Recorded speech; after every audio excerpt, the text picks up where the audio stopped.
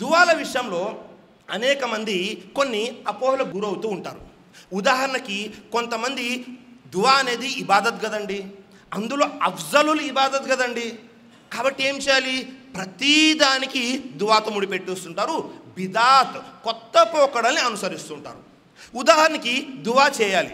చాలామంది సమాజంలో ఏం చేస్తారు, ఫరజ్ నమాజ్ అయిపోయింది వెంటనే సామూహిక ఇష్టమై దువా చేస్తారు.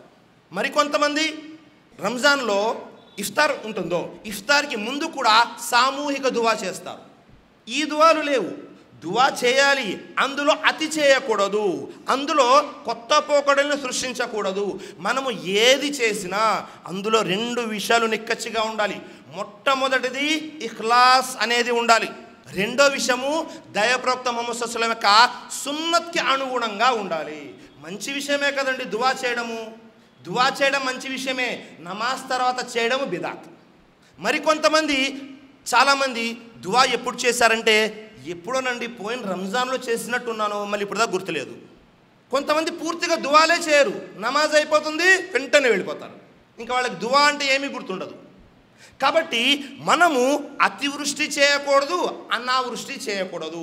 ఎలాగైతే దైవప్రవక్త ముహమ్మద్ సల్లల్లాహు అలైహి వసల్లం చేయమన్నారో, ఎంతవరకు చేయమన్నారో అంతవరకు చేసుకుంటూ వెళ్ళాలి. ఒకవేళ ఎవరైనా దువా చేయటం లేదు అనుకోండి, సృష్టికర్త అయిన అల్లాహ్ను, దాని గురించి అల్లాహ్ హెచ్చరిస్తున్నాడు, జాగ్రత్తగా వినండి.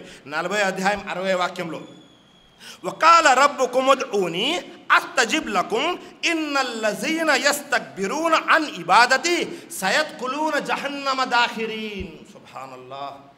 ఆయత చూడండి ఎలా ఉందో. మీ ప్రభు సృష్టికర్త అల్లాహ్ ఏమంటున్నాడంటే, మీరు నన్ను మాత్రమే ప్రార్థించండి, నేను మీ ప్రార్థనల్ని వింటాను. ఇంకా నా దాస్యం పట్ల ఎవరైతే గర్వాన్ని ప్రదర్శిస్తారో వారు నరకానికి ఆహుతి అవుతారు. అంటే ఎవరైనా ఎవరి జీవితంలోనైనా దువా చేయటం లేదు అంటే దాని అర్థం ఏంటి, వారిలో గర్వం పెరుగుతుంది అని అర్థం. వారికి తెలియకుండానే గర్వం అనేది వారి లోపలికి వస్తుంది అని అర్థం. మరి మనము సృష్టికర్త అయిన అల్లాహ్ను అడుగుతున్నామా? మనము ప్రపంచంలో ఎవరినైనా అడిగాము, ఏమండి నాకు కష్టాలు ఉన్నాయి, లేకపోతే ఏదైనా అవసరం కావాలి అని ఒకసారి అడిగాము, ఇస్తారు. 2 సార్లు అడిగాము, ఇస్తారు. 4వసారి ముఖం చాటేస్తారు, వెళ్ళిపోతారు. ఎప్పుడు కనబడినా డబ్బులు అడుగుతూనే ఉన్నాడు, సహాయం అడుగుతూనే ఉన్నాడని. అవునా కదా? ఇది ప్రపంచంలో మన పరిస్థితి. సృష్టికర్త అయిన అల్లాహ్ దీనికి విరుద్ధంగా మీరు అడుగుతూనే ఉండండి, నేను ఇస్తూనే ఉంటాను అంటున్నాడు. అడగకపోతే అల్లాహ్ ఫీల్ అవుతాడు, అడగకపోతే మనలో గర్వం వచ్చినట్లు. సుబ్హానల్లాహ్.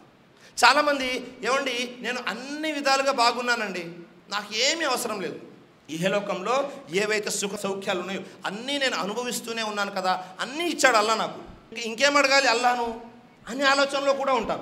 ప్రతిరోజు మనము నమాజులు దువా చేస్తున్నాము, ఇహ్దిన సిరాతల్ ముస్తఖీం, అల్లాహ్ మాకు సిరాతే ముస్తఖీం సన్మార్గం చూపించు అని.